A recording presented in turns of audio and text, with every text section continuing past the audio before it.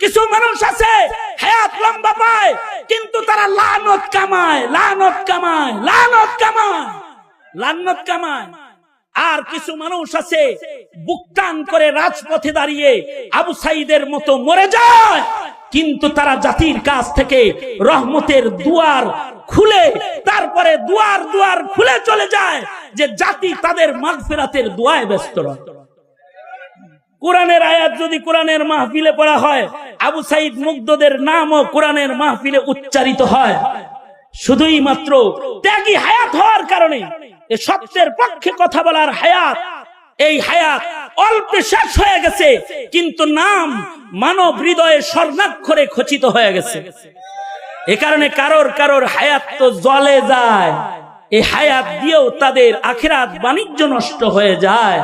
কিন্তু কারোর কারোর হায়াত ছোট হলেও তার দ্বারায় অনেক খেদমাত আল্লাহ তাআলা নিয়া তার হায়াতকে বা বরকত হায়াত বানায় দেয়।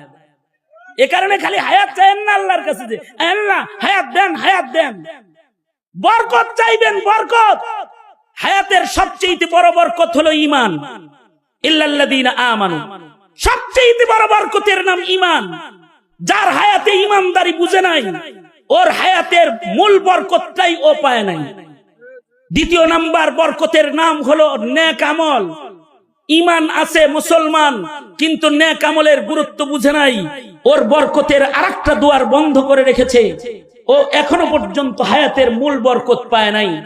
যারা হায়াতের নেক আমলের বরকতকে বুঝেছে, তারা সারা জিন্দেগি নেক আমল করেই কাটায় গেছে, গুনাহ করার মতো সুযোগ তারা জীবনে পায় নাই, গুনাহ করার টাইম পায় নাই।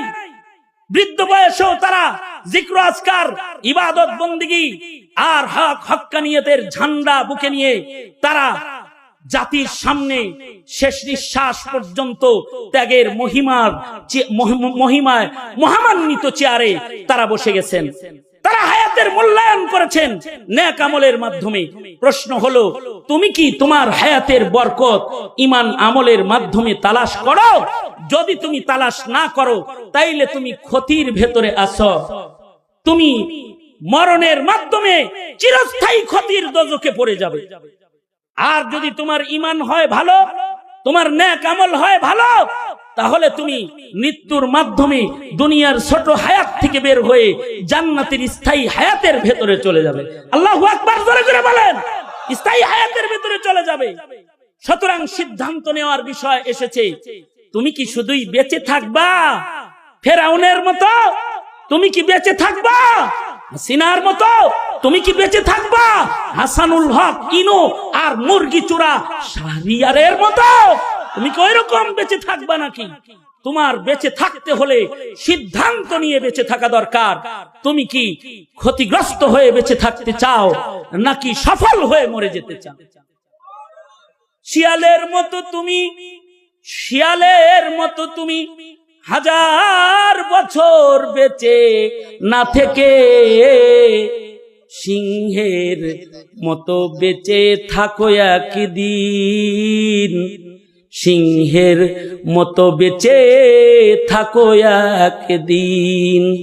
শিয়ালের মতো তুমি হাজার বছর বেঁচে না থেকে সিংহের মতো বেঁচে থাকো একদিন। ওপারের ডাকে সাড়া দিয়ে ও অমর হয়ে তুমি রবে চিরদিন, অমর হয়ে তুমি রবে চিরদিন। শিয়ালের হায়াত আমাদের দরকার নাই, আমাদের দরকার হলো সিংহের হায়াত।